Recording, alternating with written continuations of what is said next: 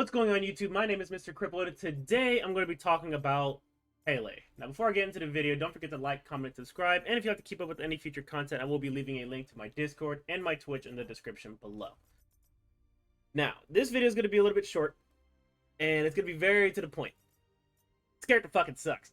There's no redeeming qualities about this character besides being a glass cannon, and there's several reasons why this character sucks. First and foremost, I want to talk about the biggest elephant in the room. It's the fact that she does not have any type of intelligence scaling. And, you know, not a lot of characters actually need it, but to be honest with you, all the characters that are top tier or broke in this game are either mages right now, magical scaling, or they have some type of hybrid scaling. I.e., Medusa's really strong right now, Neith is really strong right now. Who else? Danzaburo is really strong right now. Chalk, of all people, is really strong right now. Zeus is really strong right now. And there are several reasons why. It's because they have access to some of the best cards in the game that helps them with their base kit. Pele, because strength characters don't really have that many options, especially when it comes to what she needs, she kind of just underperforms. Her clearing isn't all that great. The tick damage on her 3 isn't all that great. But I'm going to go through every single ability and explain why each one of them is really not all that up to snuff. And the biggest one that I want to talk about is her passive Everlasting Flame. Back in Smite 1, it basically was the same thing. She gained extra strength and she gained extra lifesteal the lower her life got. And I believe in Smite 1, it's basically still the same. Once you drop below 50% health, you gain a crap ton of strength and lifesteal. And on paper, this sounds great because it does scale up as you level up. You start off only getting an extra 10 strength, and you gain an extra 2 per level. So at level 20, you'll get an extra 30 strength with 30% lifesteal, which is nice. Here's the problem. One, it only lasts for 6 seconds. Early game, it's going to be very hard to kill her, at least from a solo laner's perspective. If you try to flex her or somebody else, it's going to be a little bit difficult to kill her early because she has that extra lifesteal. However, once you start getting into the mid game and the late game, that's not going to really matter anymore because, one, physical characters do not have a lot of lifesteal items. And let me go ahead and go into jungle practice so I can show you the items that they do have access to. Right?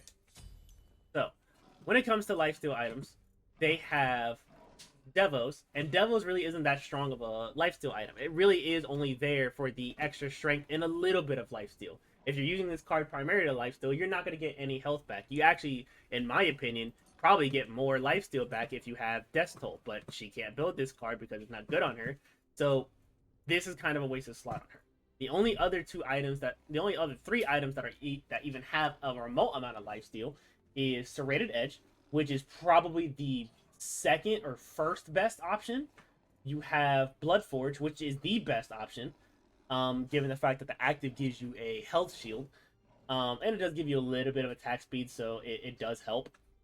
And then the Reaper. Now, the Reaper on paper does give you the most lifesteal out of all the items, just as a base, without having to stack too hard. But the problem with the Reaper is that it has to be the starter item, and you have to get last hits. You cannot get assists. You have to get the last hits for this card to even matter and for you to be able to stack up lifesteal properly.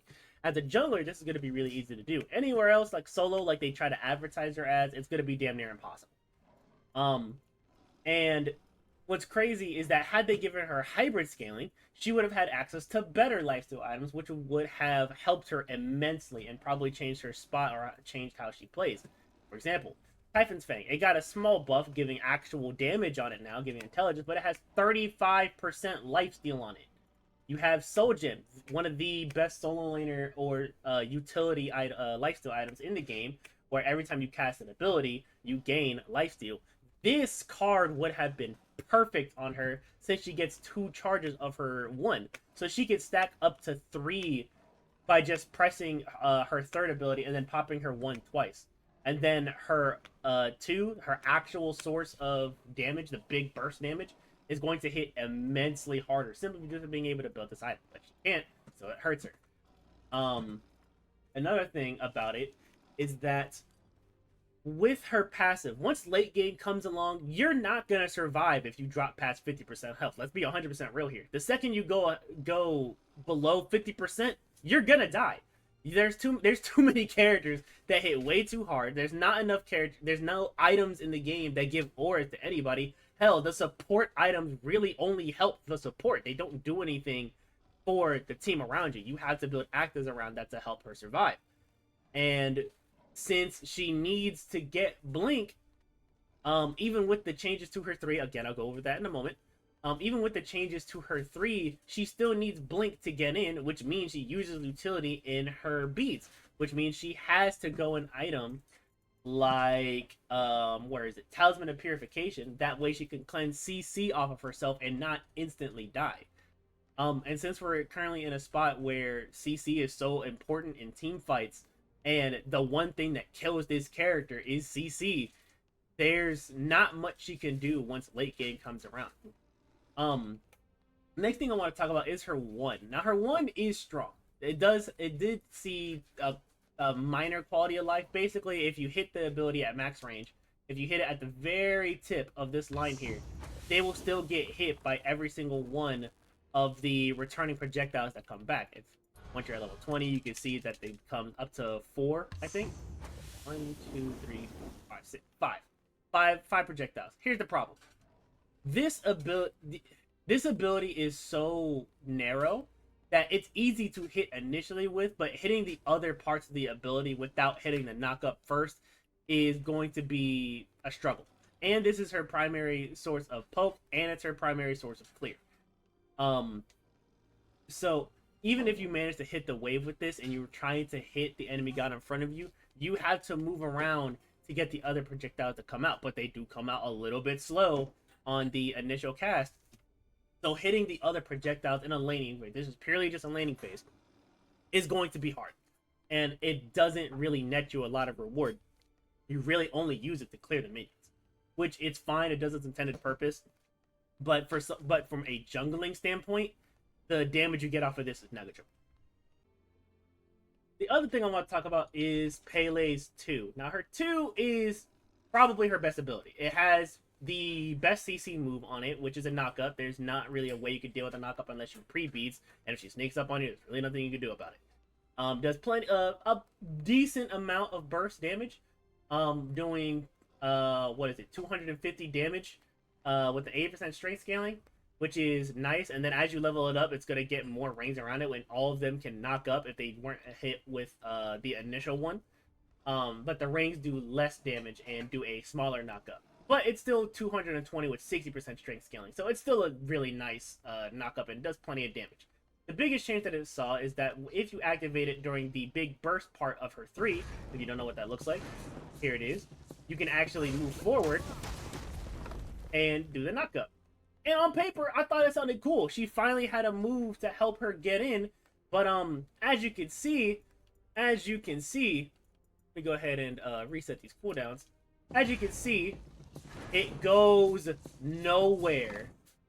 It literally goes nowhere. It's literally a step forward, and then it does the knockup. That is probably the most useless forward movement move ever. Like, when I first saw the patch notes, I thought that she was going to at least be able to, like, dash forward and then do it. At least go, like, maybe this far? No, that's a little bit too far. Maybe at least this far. You can't even go that far. And yeah, the knockup will hit, but it doesn't put her in a good position. Plus, you can only use it while using the amplified version of your 3. And fighting within your 3 is going to be very important for her DPS because it does tick damage.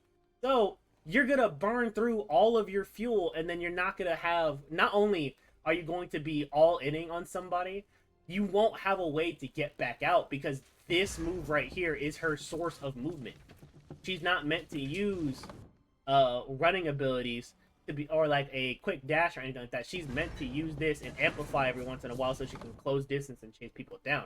But if she has to waste her entire meter just to get a fucking hopscotch forward to maybe hit the person in front of her, it feels kind of useless. There's not really a lot of reason to use the amplified version of the knockup. It doesn't even do more damage if you amplify. And on that note, let's go ahead and go over her 3. This ability used to be so good in Smite 1 because the initial tick damage you get made it to where it was very, very difficult to fight her early game from a solo laner perspective and from a jungling perspective, because this is just constant DPS on the other person. However, if I go, let's go ahead and just set this person to this bot to level 20.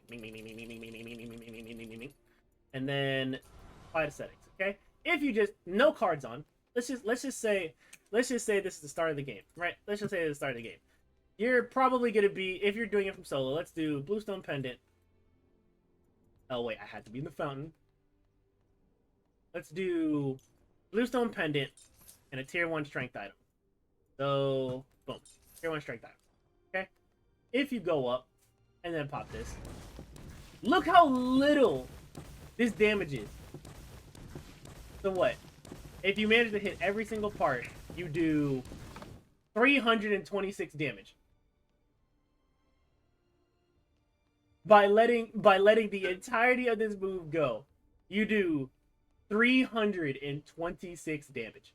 Okay, well, maybe you should do the Amplifier first, because it does have more damage and it has a better scaling on it. Plus you gain extra movement speed. So it has to do better, right?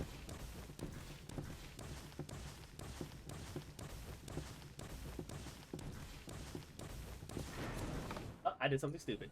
You get the point. The move does not do any damage anymore. I don't know if it's me.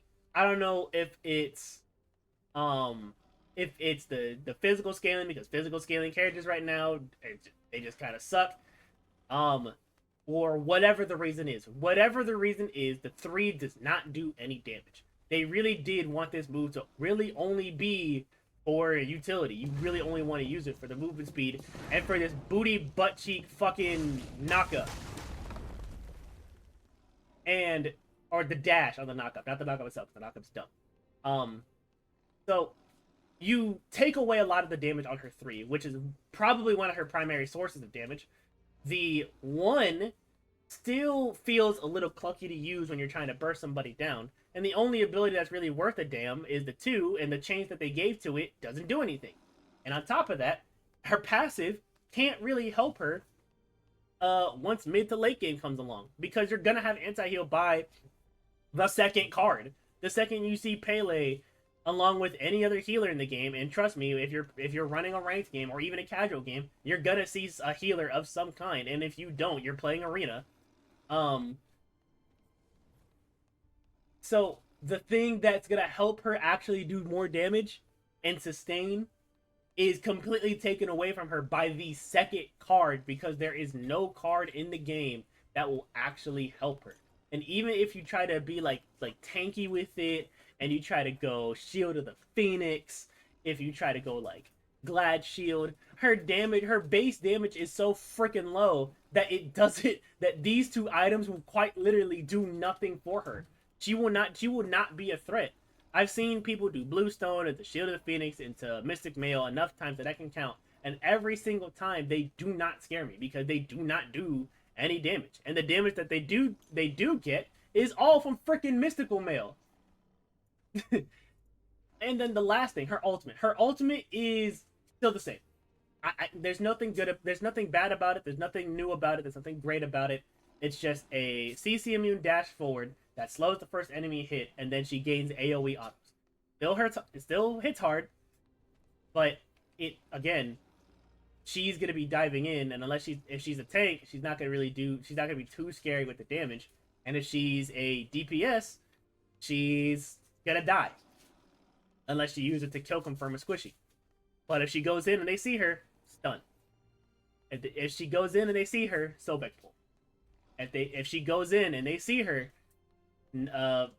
Neath Root, Anubis Wrap. There's so many different ways you can counter it. And then it's not like Loki where he's just on you and stuns you. No, she just she literally throws herself on a silver platter directly to you.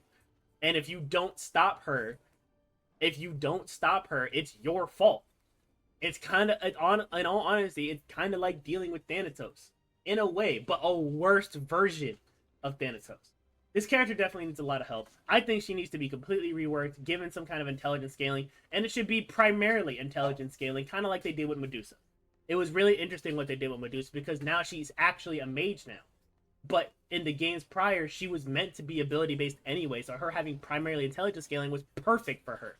Pele is the exact same way, and everything she needs is in the intelligence tree.